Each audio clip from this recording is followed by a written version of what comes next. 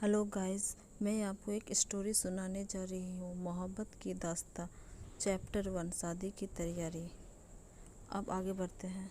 Malhotra house. जल्दी जल्दी काम करो, कब से कर रहे हो? दूसरा भी देखो। ये क्या है, इसे ठीक से करो। कल शादी है और तुम लोग इतना धीरे धीरे काम कर रहे हो, जल्दी करो। अभिनव ने अपनी मॉम से कहा, मम्मी आप शांत हो जाओ, सब काम हो जाएगा। मैंने आपको कहा है ना कि मेरे अर्नव की शादी एकदम सही से होगी, कोई भी भूल नहीं होगी। ये एक बेटे का वादा है अपनी माँ से।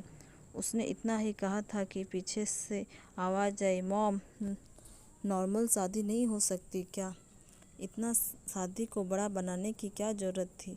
अर्नव ने कहा। तो मम्मी ने कहा, बेटा तुम नहीं समझोगे, मैं अपने घर में एक बहू ला रही हूँ, वो भी इतनी सुंदर। अर्नव इरिटेट होकर वहाँ से चला जाता है। शाम के 7 बजे।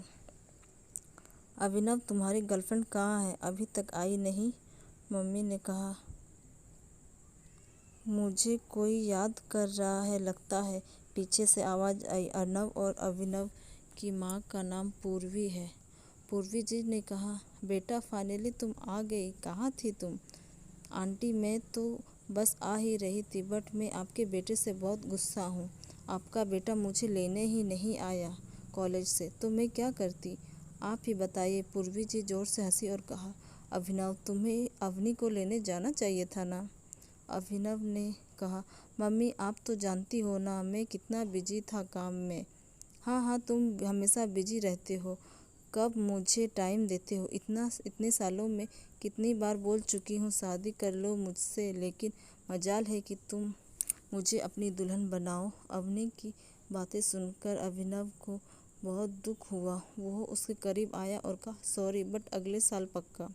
अभिनव की बातें सुनकर अवनी ने मुंह फुला लिया और कहा, हाँ हर बार तुम्हारी यही कहना है। अब तो तुम्हें छोटे भाई के बच्चे हो जाए ना तो तुम मुझसे शादी करना, ठीक है? छोड़ो मुझे। अभिनव ने अवनी का हाथ पकड़कर उससे अपनी तरफ खींचा और कहा, मैं तुमसे प्रॉमिस करता हूँ तुम सिर्फ मेरी दुल्हन बनोगी और किसी की नहीं। मैं तुम्हें किसी और का होने नहीं दूंगा। अवनी उसकी बातें सुनकर शर्मा गई और थोड़ी देर होकर बोली, वैसे तुम्हारे छोटे भाई के बड़े गुणगान सुने हैं हमने आपकी माँ के मुँह से। मैं तो देखूं कि कैसे दिखता है तुम्हारा भाई।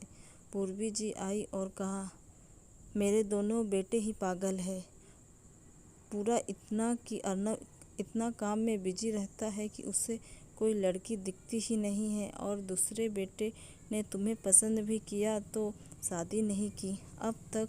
अब क्या बताऊं आंटी, आप ही समझाओ अपने बेटे को। मैं तो कह कह के थक गई हूँ। जब किसी और की दुल्हन बनके चली जाऊँ ना, तब आपका बेटा देखता रह जाएगा। उसकी ऐसी बातें सुनकर अभिनव गुस्से में बोला, सोच रहा हूँ तुम्हारी शादी यहीं कर दूँ, इसी मंडप में। अवनी ये सुनकर खुशी से चिल्लाने लगी, क्या सच में? उससे ऐसे खुश होते देख वो इग्नोर करके चला गया। उसे जाते देख अवनी ने पूर्वी जी से कहा, आंटी इससे क्या होगा? पूर्वी जी ने कहा, जाने दो तुम बताओ तुम्हारे मॉम डैड कैसे हैं? अवनी ने कहा, सब ठीक है। रात हो चुकी थी और अभिनव के घर ही रुक गई थी। अब तक उसने अभिनव को नहीं देखा था जो दुल्हन बनने वाला था। रात 12 बजे तक पूर्वी जी से बात करने के बाद अवनी अपने गेस्ट रूम में चली गई और जाके लेट गई। उसे आज ना जाने नींद नहीं आ रही थी, उसे अजीब सी बेचैनी हो रही थी। अवनी ने सोचा कि शायद दूसरी जगह में सोने की वजह से हो रहा है। अवनी तुम मुझे छोड़ के नहीं जा सकती, तुम सिर्फ मेरी हो। अभिनव की बातें सुनकर अवनी की आंखों में आंसू आ गए और वो रोते हुए बोली, मैं अब कुछ नहीं कर सकती, मेरी शादी हो गई, अब मैं किसी और की पत्नी हूँ। इतना सुनते ही अभिनव ने उसे जोर से पकड़ा और अपने करीब खींच लिया और उसके होठों पे अपना होठ रख दिया। अवनी उससे दूर होने की कोशिश करने लगी तो अभिनव ने उसे और पर्सनली किस करने लगा और उससे खुद को छुड़ाने की कोशिश करने लगी। तभी एक लड़का आया और उसको जोर से खींच लिया अभिनव से। अवनी दूर होते ही उसके लड़के के बाहों में आ गई, उसे देखने लगी, लेकिन उसका चेहरा धुंधला सा दिख नहीं रहा था। तभी एक गिलास गिरने से उसका सपना टूटा और जब वो हकीकत में आई तो वो बहुत घबरा गई। अवनी खुद से कहने लगी, मैंने ये कैसा सपना देखा। नहीं, ऐसा नहीं हो सकता। मैं कभी अर्नव से दूर नहीं हो सकती। और वैसे भी अभिनव ने खुद कहा है कि वह मुझे अपनी दुल्हन बनाएगा, वो कभी किसी और का नहीं होने देगा। अवनी खुद को शांत करने लगी। जब वह बेटर फील करने लगी तो उसे प्यास लगने लगी और जग लेके बाहर की तरफ चली गई। अवनी जग लेके किचन में जा ही रही थी, तभी वो किसी से टकराई और उसके बाहों में गिर गई। अर्नव ने जब देखा वह लड़की गिरने वाली है तो उसने उसकी कमर पकड़कर उसे संभालने लगा। जब उसकी हाथ उसकी कमर पर थी तब अवनी का दिल जोर जोर से धड़कने लगा। वह एकदम से जम गई। उसके बाद अर्नव ने कहा, तुम चलते फिरते आफत हो क्या, जो गिरती जा रही हो? क्या? अवनी गुस्से में बोली, मैं तुम्हारे ऊपर गिरी या तुमने मुझे गिराया? ना तुम यहाँ आते, ना तुम मुझसे टकराते और ना मैं गिरती, समझे? ओह गॉड! अर्नव फ्रस्ट्रेटेड होते हुए बोला, तुम थोड़ा चुप नहीं हो सकती मिस चपर चपर? कब से बोले जा रही हो, एकदम चुप। अवनी गुस्से में उबलते हुए बोली, तुम्हें पता भी है मैं कौन हूँ? मैं होने वाली बहू हूँ इस घर की। ये सुनते ही अर्नव चिल्लाते हुए बोला, क्या मतलब? तुम मेरी वाइफ बनने वाली हो? मतलब मॉम ने तुम्हें चुना है मेरी वाइफ बनने के लिए? क्या देख लिया तुम में ऐसा जो पसंद कर ली मेरे लिए? अवनी कंफ्यूज होते हुए बोली, मैं तुम्हारी वाइफ बनने वाली हूँ, ये कब हुआ? और तुमसे शादी करने से अच्छा है मैं मर जाऊँ, इस फटीचर से शादी कभी ना करूँ। फाइनली अवनी को कुछ याद आया और वो तुरंत बोली, तुम अभिनव के भाई हो क्या, जिसकी शादी है? अर्नव हैरानी से देखते हुए बोला, हाँ। तो तुम्हें इससे क्या मतलब? अर्नव ने कहा, मुझे किससे मतलब नहीं होगा, मेरा तो मतलब ही मतलब है। तुम्हारी शादी होगी तब तो मेरी बात आगे बढ़ेगी। मैं तुम्हारे बड़े भाई की गर्लफ्रेंड हूँ और इस घर की होने वाली बड़ी बहू। ये सुनते ही अर्नव मुंह बनाते हुए बोला, क्या देख लिया तुम में जो उसने तुम्हें गर्लफ्रेंड बना लिया? चलो कोई नहीं, मुझे क्या, रहो अपने सपनों में।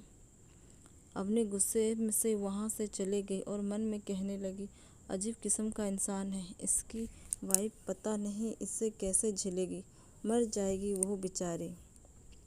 अब तो उसकी होने वाली वाइफ से ऊपर ऊपर तरस आ रहा है मुझे।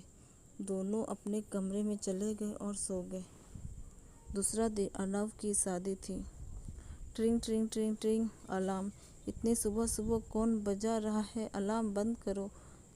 जब वह उठी और उसने जब टाइम देखा तो चिल्लाते हुए बोली, 12 बज गए, मैं इतने लेट तक सोती रही कैसे? वो घबराते हुए बाथरूम की तरफ भागी। वहीं दूसरी तरफ अभिनव लड़कों वालों का स्वागत की तैयारी कर रहा था। तभी पूर्वी जी ने पूछा, अर्नव कहाँ है बेटा? अभिनव ने नॉर्मल कहा, होगा अपने कमरे में लैपटॉप के पास। ये सुनते ही पूर्वी जी गुस्साते हुए बोले, वो अभी तक काम ही कर रहा है, भगवान जाने ये लड़का कब सुधरेगा, पता नहीं। पूर्वी जी बड़बड़ाते हुए अर्नव के कमरे में गई और कहा, तुम्हें तैयार नहीं होना है क्या? लड़की वाले आते ही होंगे, क्या तुम्हें कोई इंटरेस्ट नहीं है अपनी होने वाली बीवी को देखने की? अर्नव चीखते हुए बोला, मॉम प्लीज़, मैं शादी सिर्फ आपके कहने पे कर रहा हूँ, मुझे कोई दिलचस्पी नहीं है शादी करने में। पूर्वी जी गुस्से में उबलते हुए बोली, तुम अभी के अभी जा रहे हो तैयार होने, 2 मिनट में मुझे तुम्हें बाहर चाहिए। वहीं दूसरी तरफ लड़की वाले आ गए थे। दोनों फैमिली ने यह डिसाइड किया था कि हल्दी और शादी एक ही दिन में होगी और लड़के के घर में ही होगी। शादी के लिए उनका घर वैसे भी महल से कम नहीं था। अर्नव तैयार होके बाहर आया और बैठ गया जल्दी से। हल्दी की रस्म शुरू होने वाली थी। उस शादी में सिर्फ अर्नव ही ना खुश नहीं था, अर्नव की होने वाली दुल्हन भी ना खुश थी। यहाँ पूर्वी जी जानवी के पास आई। जब पूर्वी जी ने उसे देखा तो पूछा, क्या हुआ बेटा, तुम उदास लग रहे हो? क्या तुम खुश नहीं हो इस शादी से? गायत्री जी बीच में टपकते तुरंत मुंह खोल ली और बोली, अरे समधन जी, अपने माँ बाप को छोड़ के दूसरे घर में जा रही है, उदास तो होगी ही ना पूर्वी जी। पूर्वी जी को ये सुनकर राहत मिली और वो वहाँ से चली गई। जानवी जो कब से चुपचाप थी, वह उदास चेहरे के साथ बोली, माँ, मैं ये शादी नहीं करना चाहती हूँ। गायत्री जी ने जब अपनी बेटी की मुंह से शादी न करने की बातें सुनी तो वह गुस्से में बोले, तुम अपने दिमाग से यह बात बैठा लो कि तुम इस घर की ही बहू बनोगी। यहाँ हल्दी की रस्म में